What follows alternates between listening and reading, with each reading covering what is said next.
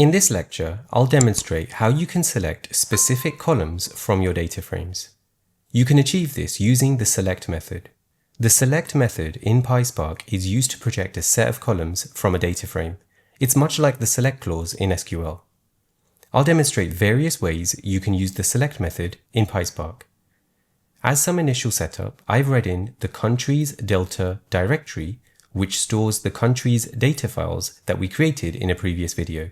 And I'm reading that into a data frame called df. And I've just shown the top 5 records.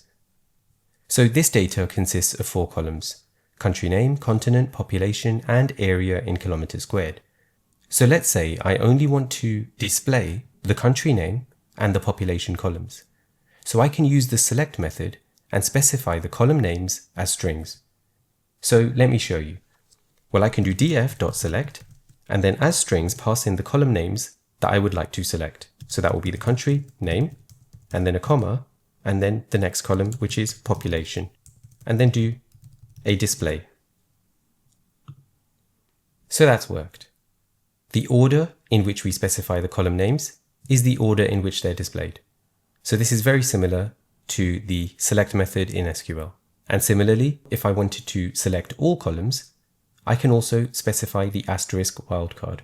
So let me just copy this, and directly below, I will replace the column names with the asterisk wildcard. So this is just like selecting all columns, as you can see. But this is redundant because I could have just done df.display, but I just wanted to let you know. So now let me show you another approach, this time using column objects. So for this approach, we will need to import the col method or function from the PySpark SQL functions module. So from PySpark.sql.functions, we need to import col, and then I can do df.select and then use the col function. And within that function, specify the column objects I'd like to select. So that will be country name, and then do a comma, another col function, and then the column, so population, and then do dot display. So let's run that. And that's worked just the same.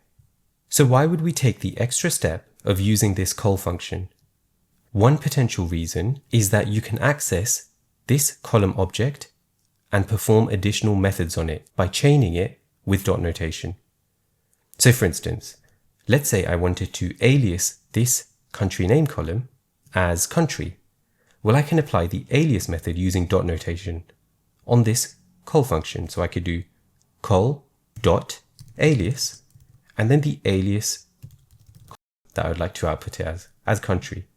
So if I run this, it has aliased the column country name to country.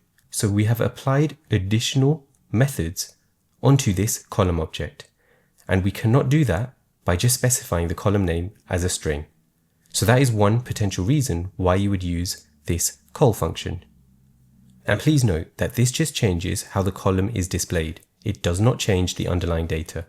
And also note that we can format this over multiple lines. So if we like, we can format this like so across multiple lines. But please note, whenever you have this chained method using dot notations, you'll need to either use a backslash like so, or you'll need to embed the entire thing in parentheses like so. If you don't, then Python will treat the new line, so it will treat this as the end of the statement, and it will throw a syntax error. So this won't work, but if I do a backslash, this will work, as you can see. Okay, so another approach when using the select method is to use the attribute access. So we can access the column names as attributes from this data frame object. So let me show you. So what we can do is df.select and then do df dot and the column name, so country underscore name, and then df dot population dot display. So that also works. And with this attribute access, we can also perform additional methods. So if I wanted to alias that as country, I can as well. As you can see, that's also worked. Okay, so yet another approach is using bracket notation. So I can do df.select and then df, and within square brackets specify the column name. So country name, and then df, square brackets, and then population, and then dot display. And again, we can use chained methods. So this should be a comma. We can do dot alias, and then alias this as country. So this should also work. As you can see, it works. Great. So I've demonstrated how you can select columns using several different approaches.